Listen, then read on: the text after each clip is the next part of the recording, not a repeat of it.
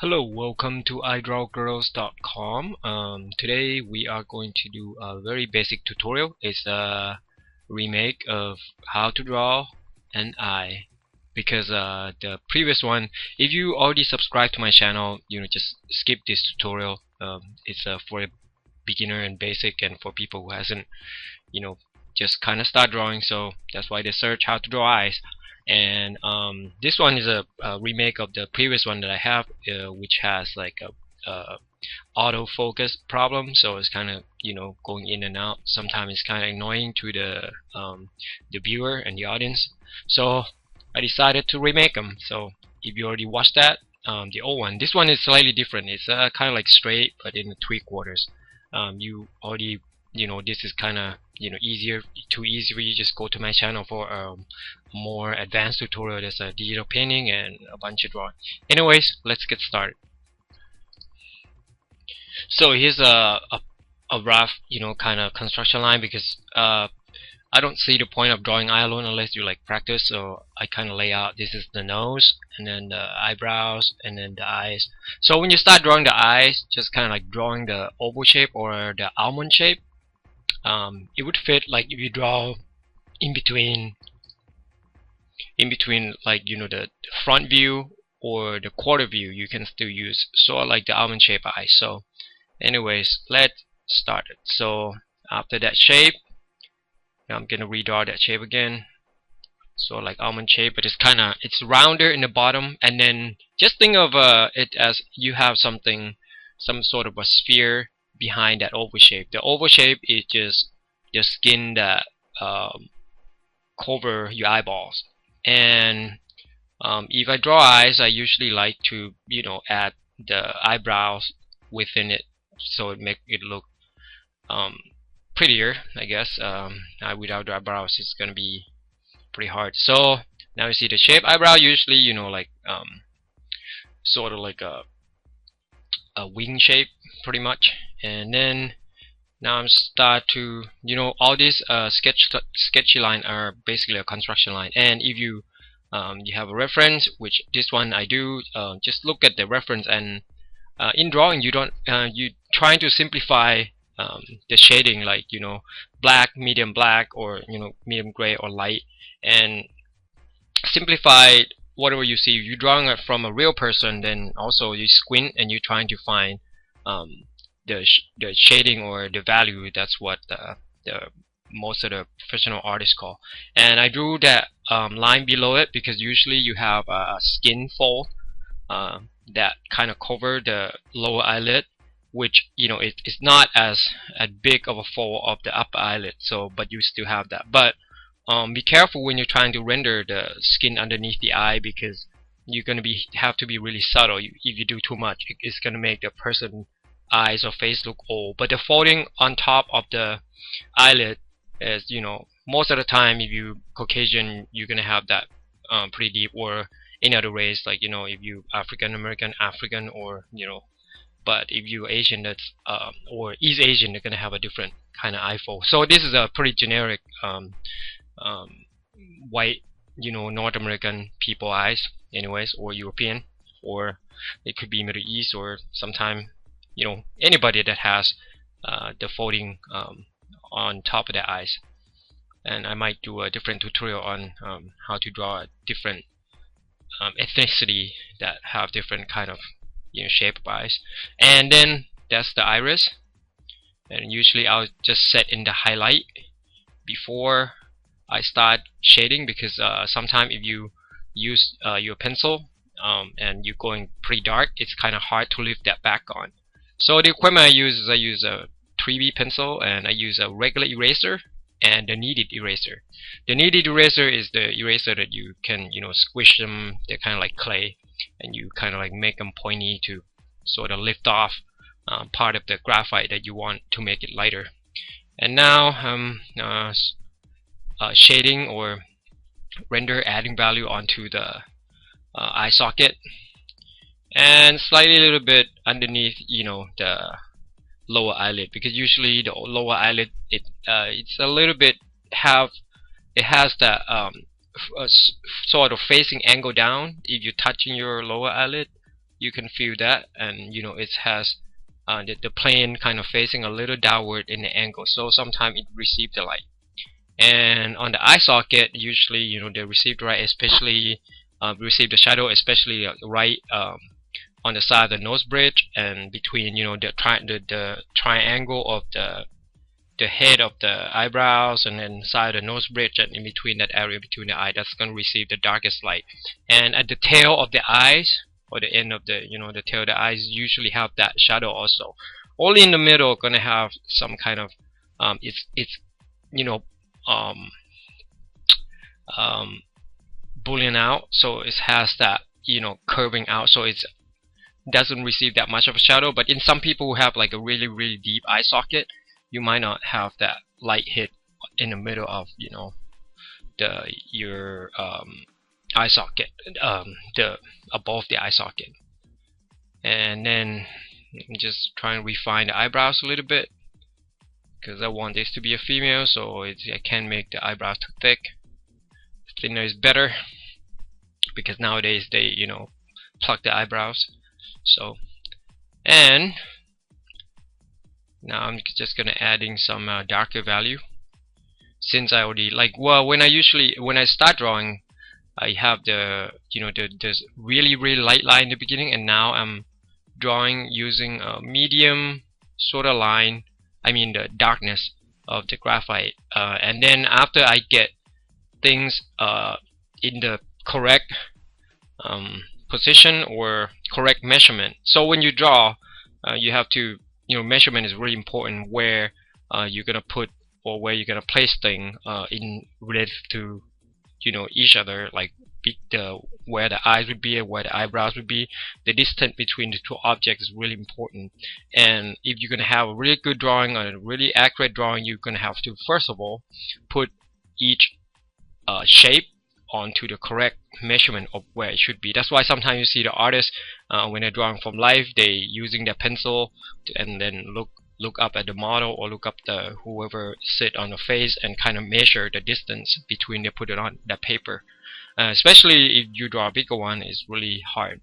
So the correct measurement, the placement of your object is really important when you're trying to achieve the likeness or the goodness of the drawing, trying to make your sketch look good. And after you have all the alignment or placement correct, then I usually start to go really dark, because if you start going really dark right away and you're not sure where measurement is, then you're gonna have to erase and pick it back up again. Then it's not so good, because that's gonna be really hard to erase. But if you have like a sketch line before, and then you lay down the darker line afterwards, like what I'm doing right now. And I'm trying to right now I'm rendering or shading the lower eyelid, so you can see a little bit of a shadow in there. And then in the eye socket, in between the crease above the eyes, or where the upper eyelid folding in, you can see a lot of shadow, but you can still see the crease because the shadow is not that dark. It depends. If you have a really harsh lighting, you might not be able to see the crease at all. And within the eyeball itself, inside, you have the eyelash, right? And the eyelash usually casts the shadow when it hits the light. Usually the lighting came from above, and when it casts the light, usually on top of your eyeballs that is visible, is gonna receive the shadow. So usually from the top to bottom is gonna be darker on the top of the eyes, and it's get light on the bottom. And then usually the eyeball itself are really reflective, so when the lights came and hit, you're gonna have the spot of where the light had the direction is, and that's why you have the highlight on your iris. And now I'm rendering inside the eyes. And the eyeballs, if you paint or you draw, they're not that white. They're gonna be going to be the color as close to the shade or the value of the skin of the person itself. So it's not that it not necessarily has to be white. So, and that's most of the time is a misconception. and you kind of leave it white, and that's why sometimes it doesn't look real. So it looks kind of, oh, why is the eye popping in the face, and it kind of look a little fake. And now I'm going in and trying to render the iris. And if you notice how I render the iris, on the iris from the pupil, from the middle, you kind of like render it like a ray, or like a in a drawing it out to the outer spot, and kind of like make it sort of circular along with it. As you look at someone's iris, you see that there's a line that came from the middle toward outside, and it's kind of like a ray shooting out. I mean, bunch of lines, rays shooting out. And now I'm trying to create, or what we call this is we call this layers. You just keep building up layers to make a certain part of the drawing darker. So now I'm making, as it looks like the eyebrows look really dark before because everything looks light. So as you're building your drawing up, it's kind of, you're building it to the mid-tone. Then as you progress, you're gonna have to putting the dark tone into the darker tone by building it up, like building up on top layers. And the more you build up, the darker it's gonna get, and you keep building it up until it gets really dark. And you leave certain spot to be really light, like you're in the middle of, on top of the eye in the middle. I kind of leave it light because I know that area is gonna be lighter than most of the area, but it's not gonna be as white as the paper that I'm drawing. So I'm probably gonna build up some layer on top of it later. So that's a kneaded eraser I'm using right now. It's very useful when you want to pick up the graphite, or to kind of make your picture clean. And now I'm building it up.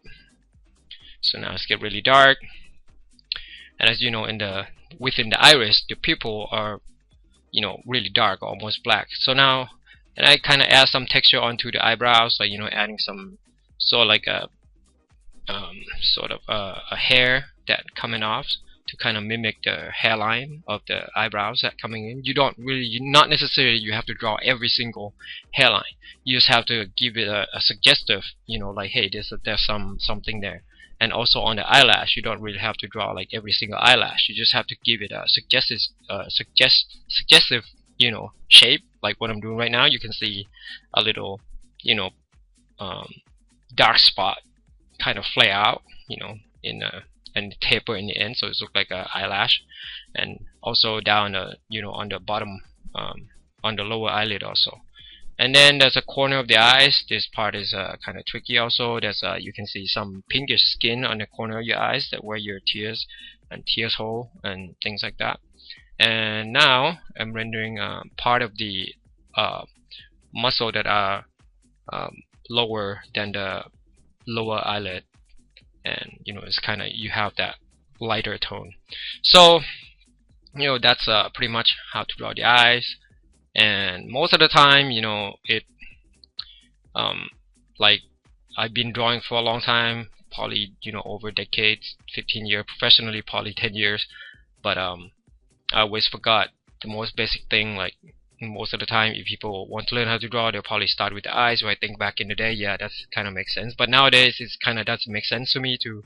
So sometimes when I fix stuff, I just kind of erase it, and if some things go off and on. And what I'm saying is nowadays it doesn't really make sense to me to make just a tutorial how to draw the eyes, because everything kind of go together. What's you make the purpose of trying to draw the eyes so that you can draw the rest of the face. But anyways, I will have like this very basic tutorial how to draw eye, nose, and lips, mouth, and everything on my channel. And these are basic tutorial basically for a beginner. And now using the kneaded eraser, you can like make it into the pointy little spot, and you kind of dip it in right there. You can't see the pointy spot, I forgot to show you, but you can pick off the really small tiny spot that you want to pick and make it kind of lighter in value.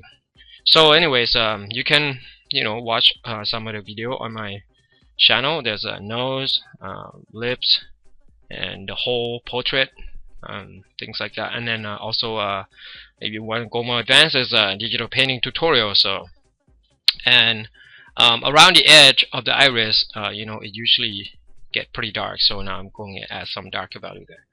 And I can always building up this drawing and make it more realistic, but here's all the time we have, 15 minutes, and that's should be good for 15 minutes. And if you wanna know more and find out more about drawing and painting, I always have a digital painting tutorial, because painting oil, it's maybe I'll upload it next year or something. But for now, I have like a bunch of tutorials on my channel, so check out the channel, and the buttons on top of the video, and then down below there's a link to the step-by-step drawing tutorial, and you can download the drawing of this eye. Anyways, thanks for coming visit us and watch the video. Have a great day. Bye bye.